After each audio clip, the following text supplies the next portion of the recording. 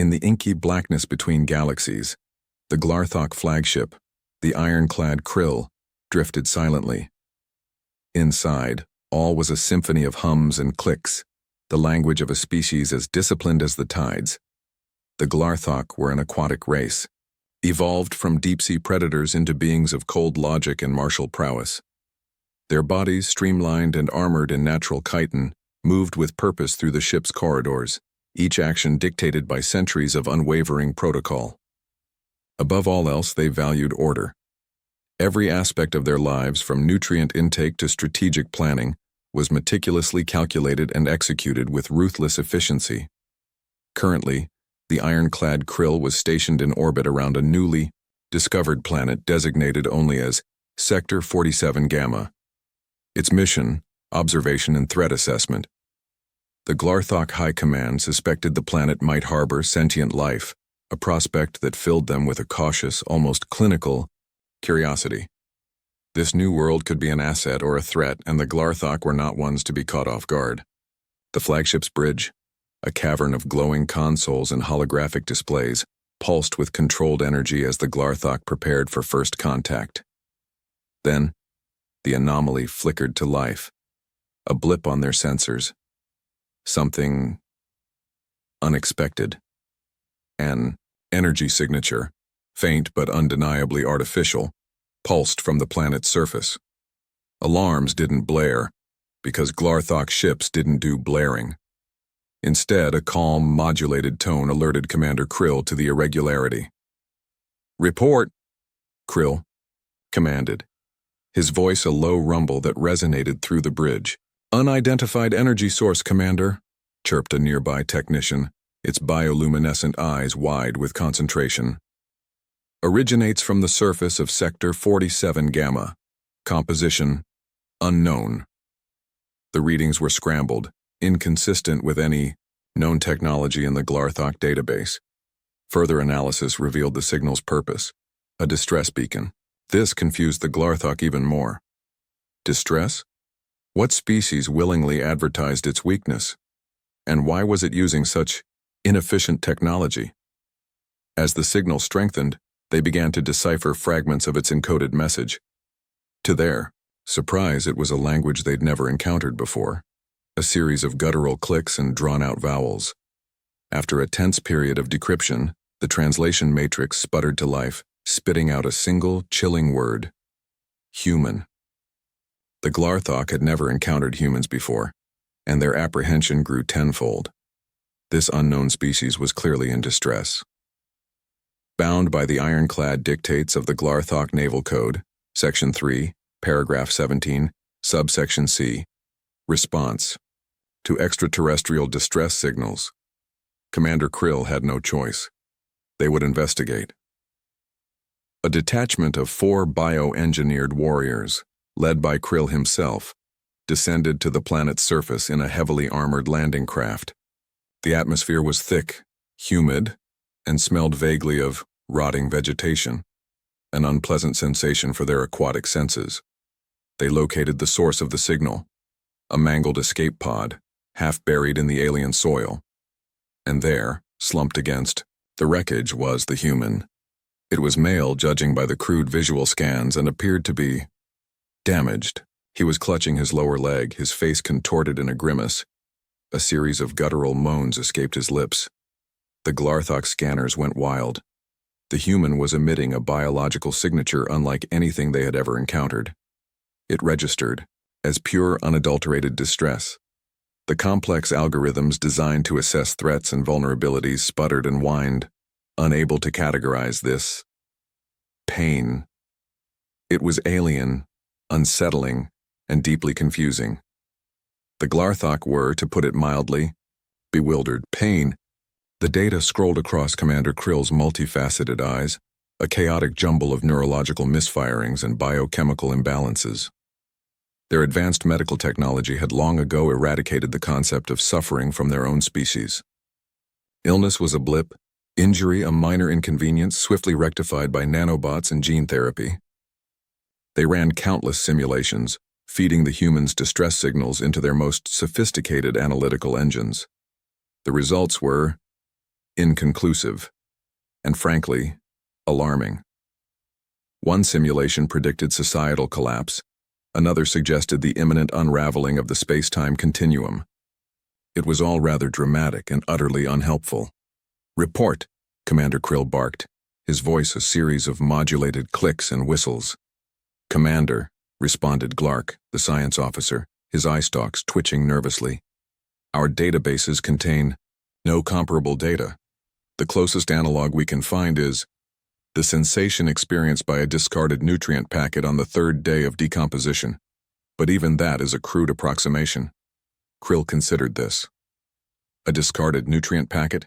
That hardly seemed sufficient to explain the sheer intensity of the human's distress. "This pain," Krill mused, "it appears to be counterproductive, logically unsound. Why would a species evolve to experience something so unpleasant?" The flagship's central AI, a vast and ancient intelligence known as the Oracle, chimed in. "Commander, preliminary analysis suggests that pain may be linked to a primitive survival mechanism, a warning signal indicating potential harm. But surely," Krill countered, "a more efficient system could be devised, perhaps a gentle hum, or a subtle change in skin pigmentation. This pain seems excessively theatrical." He paused, then added with a hint of genuine concern, "I do not like this. This pain. It is unsettling."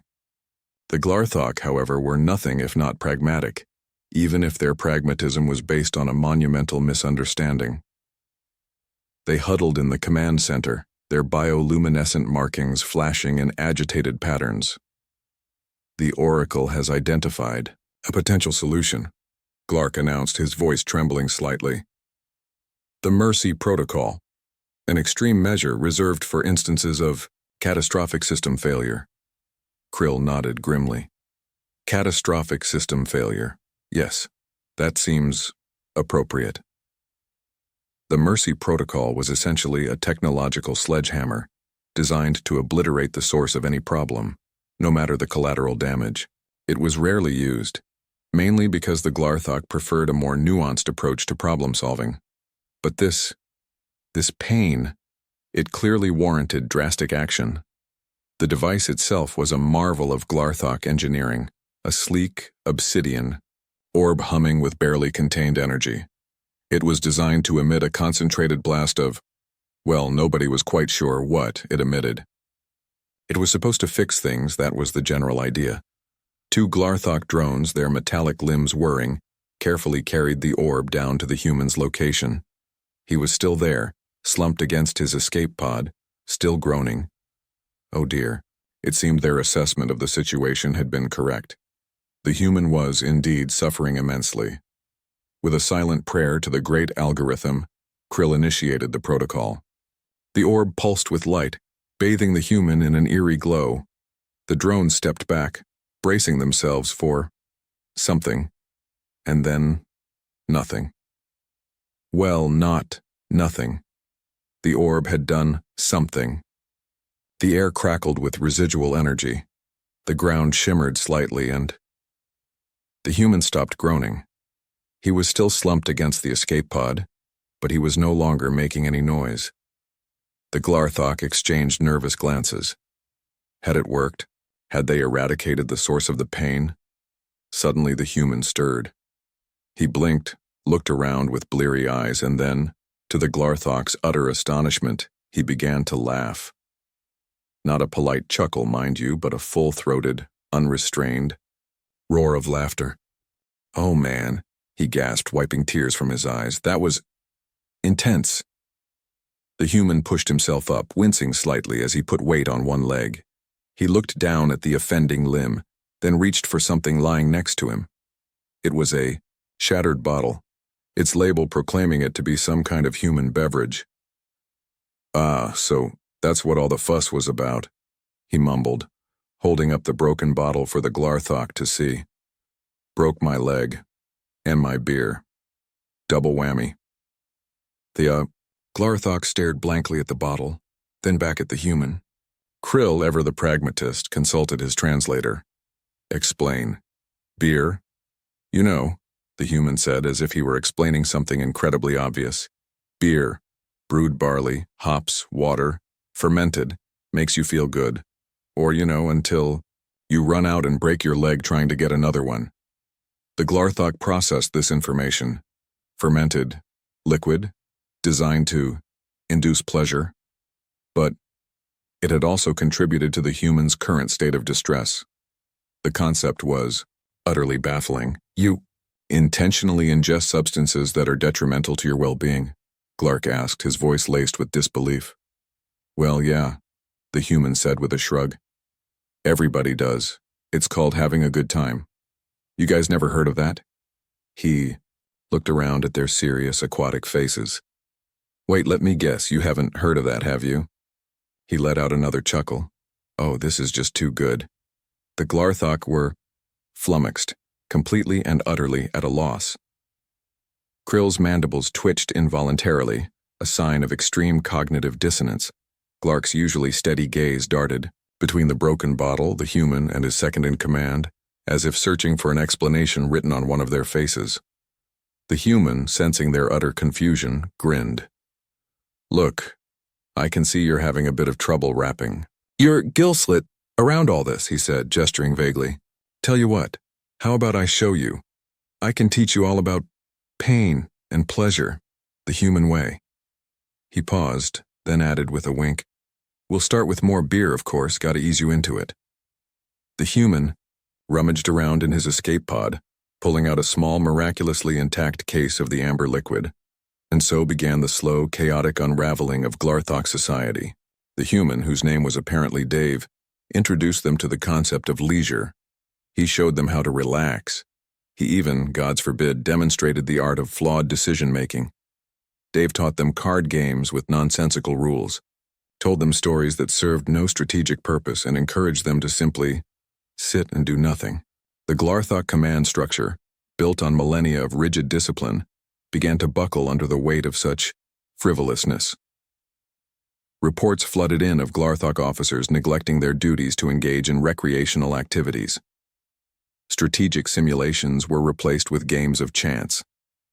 The highly efficient militaristic hum of the flagship was now punctuated by laughter, arguments over card games, and the occasional slurred singing of human drinking songs. Chaos reigned. And as these things often do in a galaxy with faster-than-light, communication word got around. The story of the Glar'thok's Mercy Protocol incident and their subsequent descent into, well, let's just call it controlled chaos, spread like wildfire. Other alien species, the Volgonians with their 17 stomachs and penchant for opera, the silicon-based krill from the nebula of Xylos, even the notoriously humorless Zglorg, collective all found the whole thing utterly hilarious. The idea that these supremely serious, perpetually prepared Glar'thok had tried to eradicate fun was just too rich. The Volgonians composed operas about it. The krill built elaborate shimmering sculptures depicting the event. Even the Zglorg, it was rumored, cracked a collective smile, or whatever the Zglorg equivalent of a smile might be.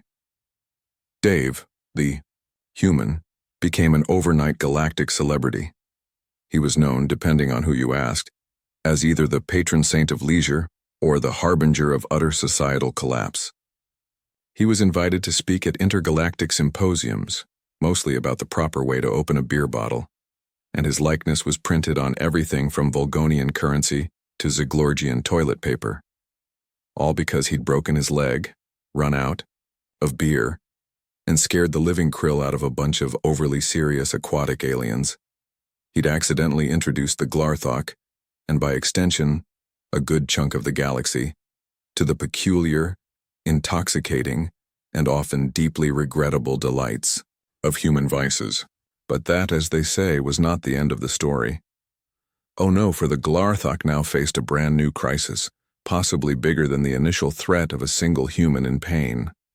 What were they supposed to do with this newfound understanding of pleasure? Of leisure?